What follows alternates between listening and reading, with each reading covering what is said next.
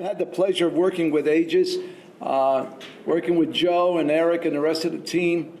They have at times saved my butt, to say the least, in doing the financings of some of the companies that I've been involved with.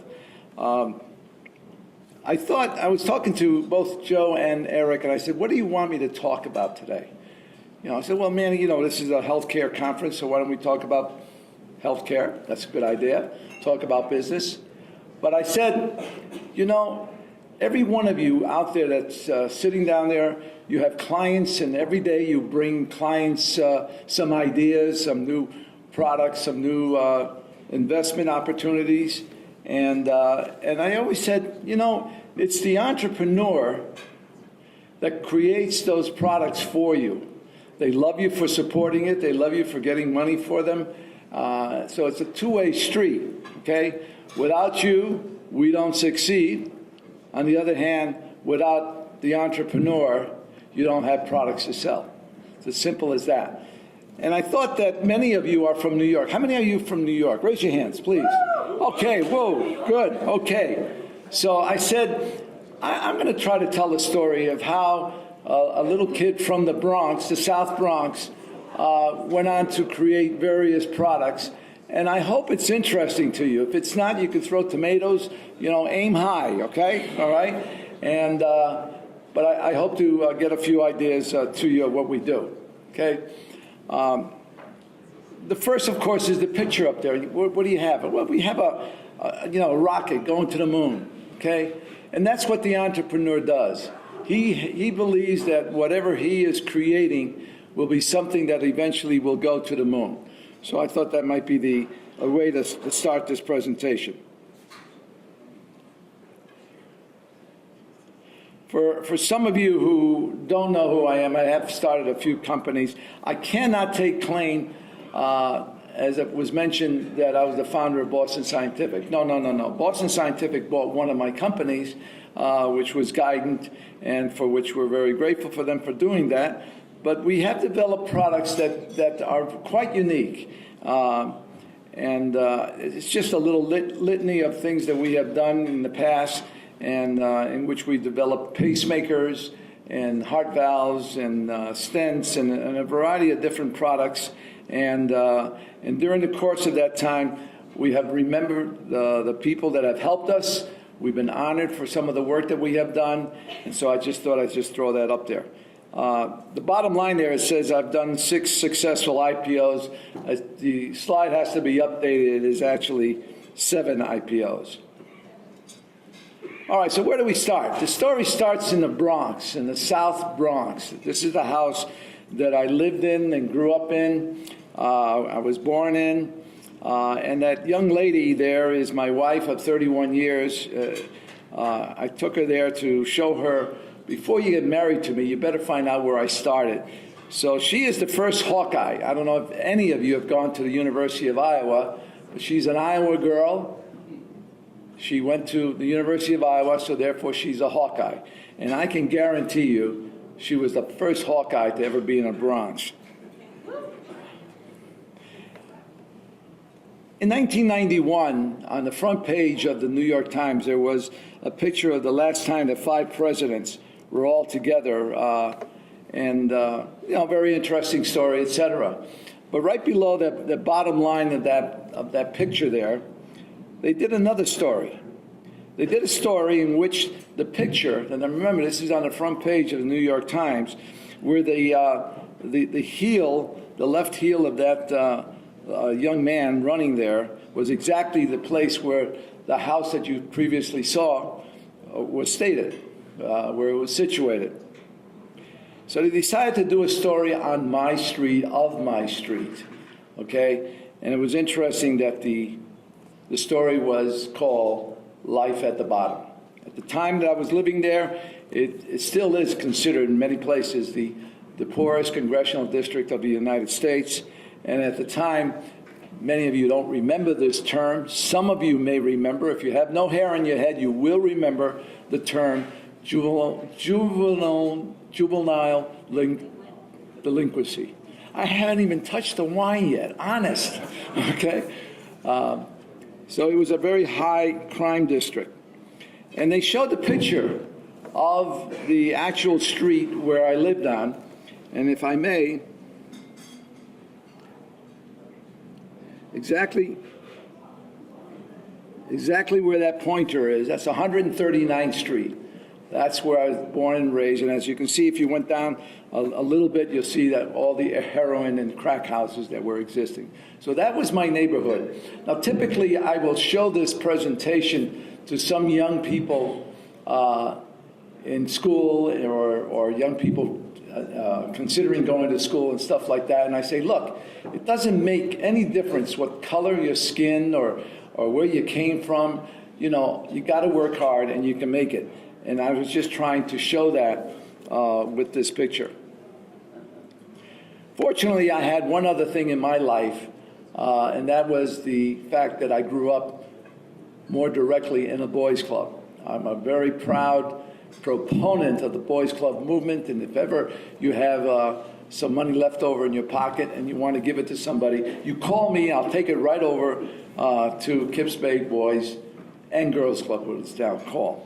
But again, I grew up in a boys' club, and they were very instrumental in keeping me out of jail, probably saving my life and giving me my first job.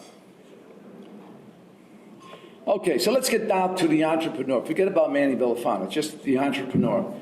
Okay, I believe that every entrepreneur has this creed, and that is that one of the greatest pleasures in life is doing things that others say cannot be done. I use this picture because 2 weeks before this picture was taken, the New York Times, again, wrote an article and said that heavier than air aircraft would not be developed for another 1,000 years. Okay? The entrepreneur, when he or she develops things, has to remember that they're going to be criticized. There's going to be a lot of criticism. And there's going to be naysayers. There's going to be people that say, you're crazy, you're out of your mind. And here's what I consider the greatest naysayer of all time. And this was Dr. Charles Duell, who was the director of the U.S. Patent Office back in 1899, saying everything that can be invented has been invented. Now think about that. Back in 1899, he was calling it quits. All right. Usually before I show this slide, I usually ask everybody, so you want to be an entrepreneur? Well, first of all, you better open up your shirts. And then you ladies, if you want to open up your blouses, there will be no objection to that. Okay? But if you do not have the big red S underneath your shirt,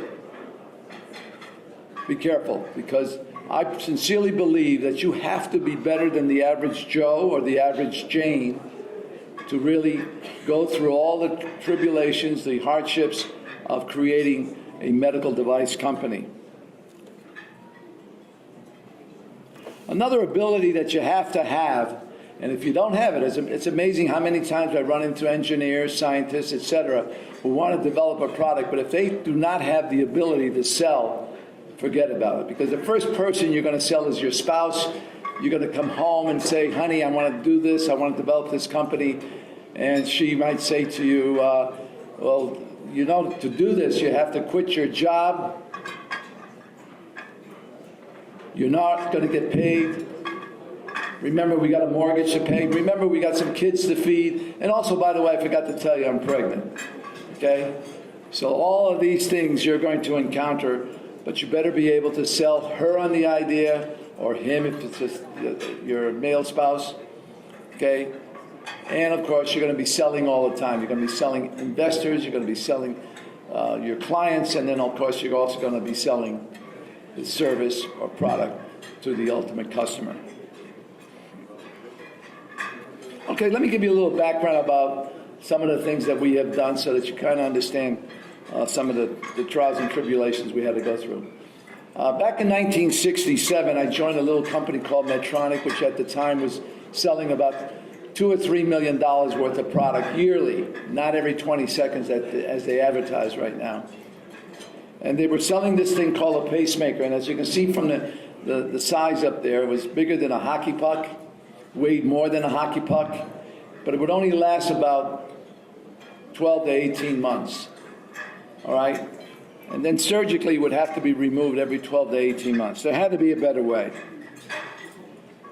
So I formed a little company called CPI, Cardiac Pacemakers, Inc. We developed a pacemaker that was half the size, half the weight, and instead of 12 to 18 months, it had life expectancies in excess of decades, 2 or 3 decades, 20, 30 years. In fact, the first pacemaker that I made is still running 40 years later. I think both Eric and Joe were at my house, and they actually saw the pacemaker that's still running 40 years.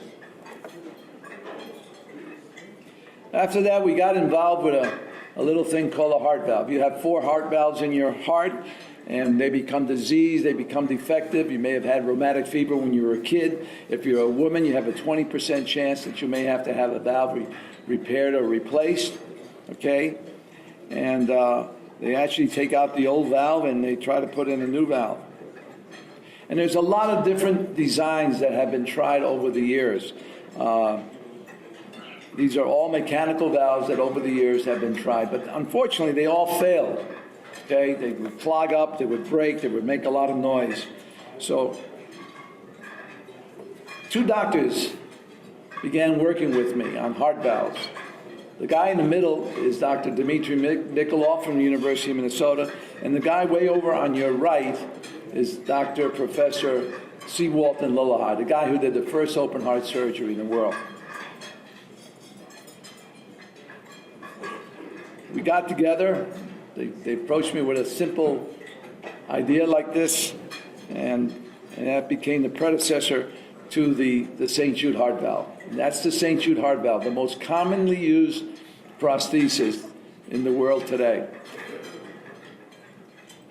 However, occasionally, in spite of all the anticoagulants we may take, they would clog up. So we had to get back to it and do it again. And we developed another company called Aegis Medical, which meant advancing the standard. We had to change the pivot area to improve the valve, and we ended up with the ATS valve. Now, it's a great valve. Now, this is, for example, this is the first patient, the first recipient, Pierre Guillard. And this is the way he looks today. Great valve. It helps you a lot. Okay, so now we're talking about Kips Bay Medical. Here we're trying to take care of your pain in the chest, your angina, because you have some blockages that are involved. Okay? If you had a chance to attend the presentation I made this morning, thank you very much. And I'll be happy to answer all your questions. But basically what we're trying to do is say, can we improve bypass surgery? Typically, I didn't know how I was going to present this tonight, but bear with me. Typically, when you take and I don't think I'd be showing this picture at dinner, so let's skip that picture, and let's just go to this picture, okay? We basically take a metal mesh made out of nitinol, and we put it around a vein to strengthen the vein, and that's what we do to improve the surgery. After 180 days in the animal, we can see how a vein looks on the lower level there, on the lower portion of this picture, how it looks without the mesh, and then on the upper level you can see how the vein reacts after 180 days with the mesh. And it's night and day, you can see it.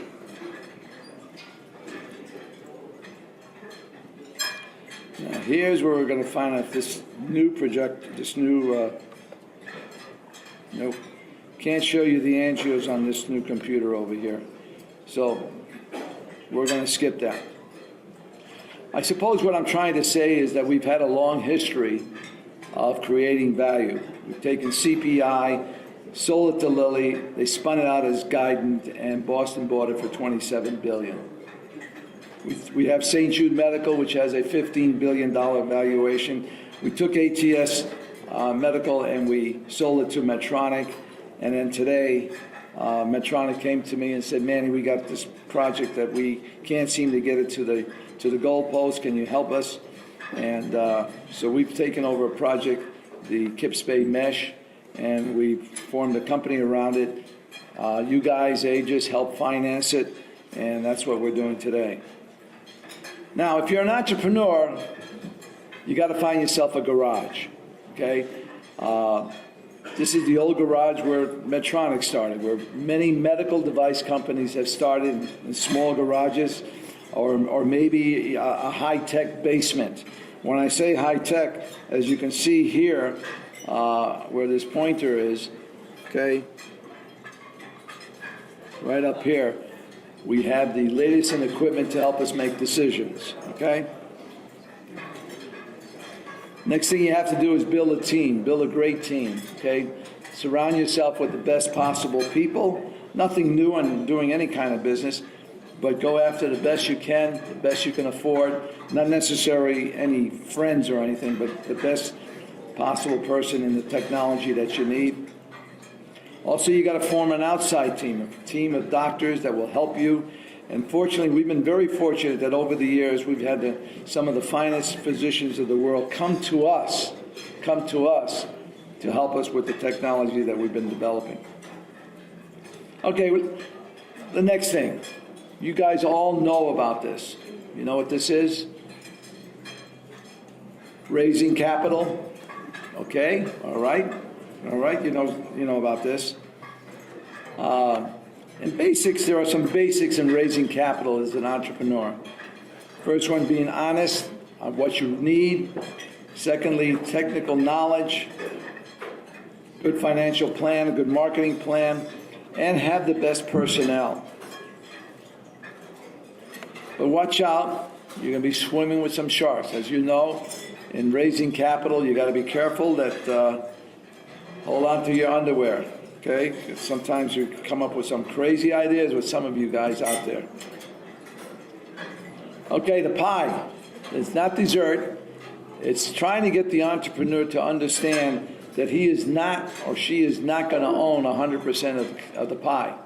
She has to learn, he has to learn to give up the pie to the team, give up the pie to the investors who are going to help finance the project. Even though you may end up with a smaller percentage, that percentage will have a greater value than owning 100% of nothing. The entrepreneur has to have the ability to raise capital, have the ability, hat in hand, to go from place to place to raise capital. He oftentimes gets slapped, but sometimes he gets kissed as well. He will work all hours.